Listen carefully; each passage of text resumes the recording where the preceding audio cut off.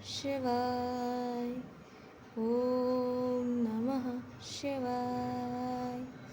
ओम नमः शिवाय।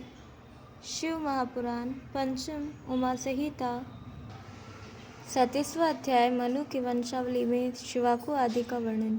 सूत जी बोले, हे द्विजय, इसी प्रकार मनु की नासिका से शिवाकु नाम का एक बड़ा दानी पुत्र हुआ, जिसने 100 पुत्र उत्पन्न किए। उन्हीं सब में से आर्यव्रत में अनेकों राजा हुए। उनमें सबसे बड़ा विकुशी अयोध्या का राजा हुआ। यह बड़ा ही धर्मात्मा और श्राद्ध कर्म करने वाला था, परंतु एक बार श्राद्ध कर्म के अंतर्गत ही इसने खरगोश का मांस भक्षण कर लिया, जिससे यह ससादत्व को प्राप्त हो गया और शिवाकु ने इसे त्याग दिया। और शकुनी आदि फिर 15 पुत्र उत्पन्न किए, जिन्होंने उत्तरायण देश की रक्षा की। अयोध्या का पुत्र वीर्यवान कुकुत्स हुए और उसके अरिनाभ नामक पुत्र तथा पृथु का पुत्र विश्राक्ष हुआ, जिसने इंद्र नाम के पुत्र को उत्पन्न किया और यही प्रजापति हुआ। फिर इंद्र के युवनाक्ष उसके श्राव और श्रावसक्त हुआ, जिससे श्रीवस्ती नाम की नगरी बसाई। इसके कोई पुत्र न था, जिससे इसके दाया महायशस्वी बृहदक्ष उसके अधिकारी हुए।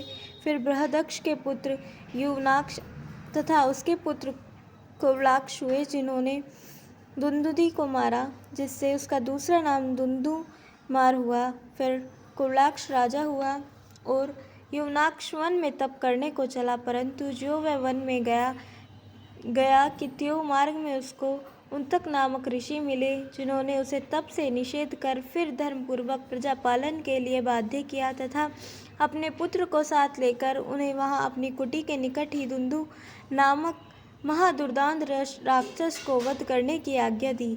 राजऋषि युवनाक्ष ने कहा, मेरा पुत्र कुवलाक्ष बड़ा धर्मात्मा और धुरंधर है, वही इस राक्षस को मारेगा तथा धर्मपूर्वक प्रजा पालन करेगा। आप मुझे ना रोकिए।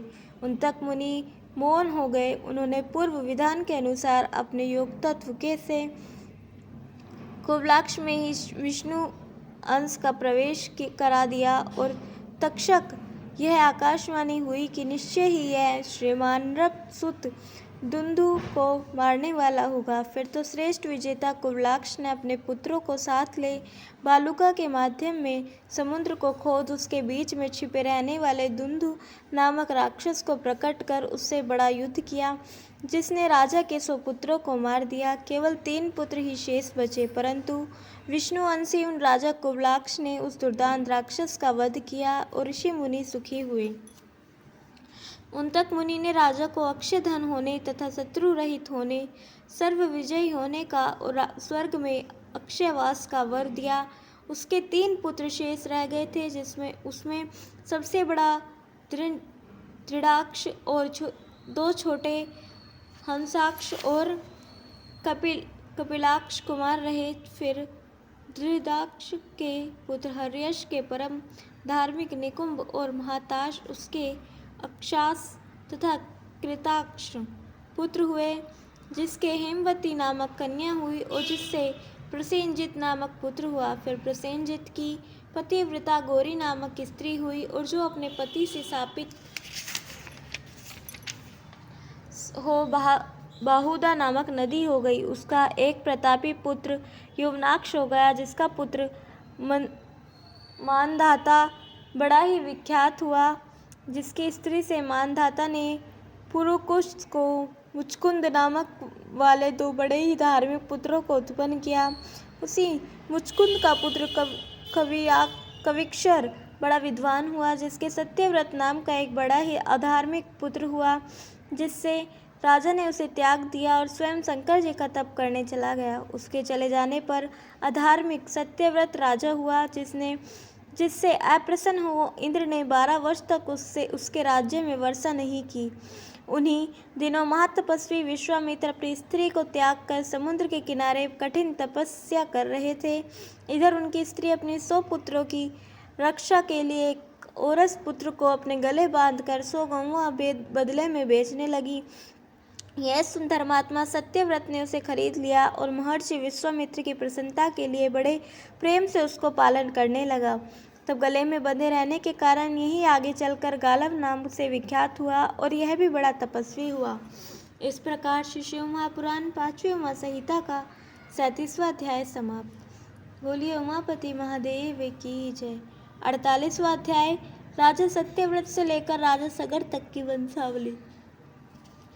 सूत जी बोले, हे मुने, जब इस प्रकार सत्यव्रत ने भक्ति पूर्वक विश्वामित्र की स्त्री सहित उस पुत्र को अपने यहाँ रख कर पालन करना आरंभ किया, तब तक वशिष्ठ जी उस राजा के धर्माचार्य थे, परंतु बहुत सी बातों में राजा का उनके सर्वथा ही मतभेद था, क्योंकि राजा सत्यव्रत आरंभ से ही बड़ा अधार्मिक रहा। वह नित्य वन में मृगया करने जाता और भैंसे तथा सुअरों को मारकर उनका मांस वहीं फेंक देता जहाँ की विश्वामित्र का आश्रम था। यह सुनकर वशिष्ठ जी उसके कर्मों से बड़े कुपित होते, परंतु कुलगुरु होने के नाते शाप नहीं देते थे। एक दिन जब उसको मांस न मिला तो उसकी दृष्टि महात्मा वशिष्ठ की कामधेनु गौ पर पड़ी और वह उसे मार कर खा गया तथा विश्वामित्र के पुत्रों को भी खिलाया। यह सुनकर वशिष्ठ जी के क्रोध का अंत न रहा और उन्होंने उनके पास जाकर कहा, रे दुष्ट, एक तो तू अपने पिता का सर्वथा ही अपहरण किया है, दूसरे जीवों का वध कर विश्वामित्र के आश्रम पर फेंक और तीसरा मेरी गौ को मारकर उसका मांस भक्षण किया है। इस प्रकार तूने ये 3 पाप किए हैं, अतः तू त्रिशंकु हो जा। यह कहते ही उसका नाम त्रिशंकु हो गया। उसी समय अपनी स्त्री के पालक त्रिशंकु के यहाँ विश्वामित्र भी अपने तप से उठकर वहाँ आ पहुँचे और त्रिशंकु ने सशरीर स्वर्ग जाने का वर मांगा। विश्वामित्र ने अपने तपोबल से उसे स्वर्ग भेज दिया। इधर केकय वंशोत्पन्न सत्यरथा नामक उसकी स्त्री से निष्कामी हरिश्चंद्र का जन्म हुआ। फिर यहाँ हरिश्चंद्र राजा हुआ और राजस्व यज्ञ कर चक्रवर्ती सम्राट हो गया। इसके बाद इसका पुत्र रोहित और रोहित का पुत्र वक्र तथा उसका बाहु नाम का पुत्र उत्पन्न हुआ, जिससे हे और ताल जंग ने निकाल दिया। राजा बाहु और वह मुनि के आश्रम में चला गया, जहाँ सगर नामक पुत्र की उत्पन्न किया। सगर ने भार्गव मुनि से आग्रह अस्त्र प्राप्त कर हे ताल जंग को मारकर सारी पृथ्वी को जीत लिया तथा शक, बहुदक, पारद, तगन और खग नामक देशों को बसाकर उनमें धर्म की स्थापना की और शासन विधान बना राज किया। इतनी कथा सुनकर सौनक जी ने पूछा कि हे सूत जी, वह सागर कैसे उत्पन्न हुआ जिसने कि सागर अंबुरा पृथ्वी को विजय किया? अब वह सब कथा कहिए। सूत जी बोले, हे मुनि, इस कथा को राजा परीक्षित के पूछने पर वैशंपायन मुनि बोले, हे विषामते, जिस समय राजा बाहु राज्य कर रहे थे उसी समय शंकों के साथ हाय और ताल जंगों ने भी प्रभुता प्राप्त कर ली थी और उन्होंने ही उसका राज्य छीन लिया था। तब राज्यच्युत राजा बाहु ने अपनी स्त्री सहित वन में जाकर वहां अपने प्राणों का विसर्जन कर दिया। उस समय यादवी नामक उसकी स्त्री को गर्भ था, जिससे उसके साथ रहने वाली उसकी सोत ने पुत्र की ईर्ष्या से यादवी को विष दे दिया और जब वह अपने पति के साथ सती होने को चली तो भार्गव और मुनि ने उसे रोक लिया तथा उसे अपने आश्रम में रखकर उसकी गर्भ रक्षा की। वह भगवान शंकर का स्मरण करती हुई उन मुनि श्रेष्ठ की सेवा करने लगी। फिर तो वह शुभ मुहूर्त उपस्थित हो गया, जिससे 5 उच्च ग्रहों के एक स्थान में स्थित होने पर गर्भ सहित उसने यादवी ने गर्भ को त्याग किया, जिससे राजा सगर की उत्पत्ति हुई और वह ऋषि ने उस महात्मा बालक के जात संस्कार आदि कर्म किए और वेद शास्त्रादिक पढ़ाकर उसे अस्त्र दिया। नृपु उत्तम महाभाग राजा सगर ने देव दुस्सह आग्रह अस्त्र भी उस मनु से प्राप्त किया, जिससे लेकर उन्होंने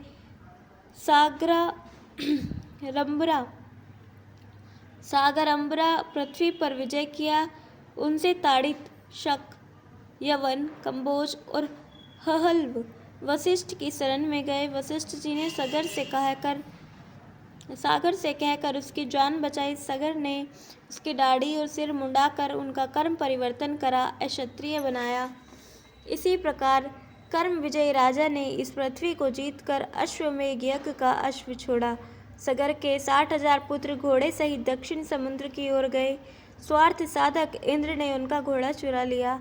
सगर ने अपने पुत्रों से समुद्र खुदवा कर भी उस घोड़े खोज की जिसमें आदिक पुरुष विश्वरूप कपिल देव मुनि के दर्शन हुए और उनके नेत्रों की अग्नि से सगर के 60,000 पुत्र भस्म हो गए और केवल 4 पुत्र ही बचे रहे, हर्षकेतु, सुकेतु, धर्मरथ और पंचरथ। फिर तो यही उस वंश के चलाने वाले हुए। फिर समुद्र के निकट उस घोड़े को पाकर उन महायशस्वी सगर ने एक अश्वमेघ कर कई सैकड़ों अश्वमेघों का फल पाया और शंकर जी की विभूति धारण किया। इस प्रकार श्री शिव महापुराण 5वीं महासंहिता का 48वां अध्याय समाप्त। बोलिए उमापति महादेव की जय। कल हम सुनेंगे 39वां अध्याय वैवस्वत मनु के सूर्य वंश का वर्णन और 40वां अध्याय श्राद्ध कर्म की महिमा। तब तक के लिए जुड़े रहें। हर हर महादेव।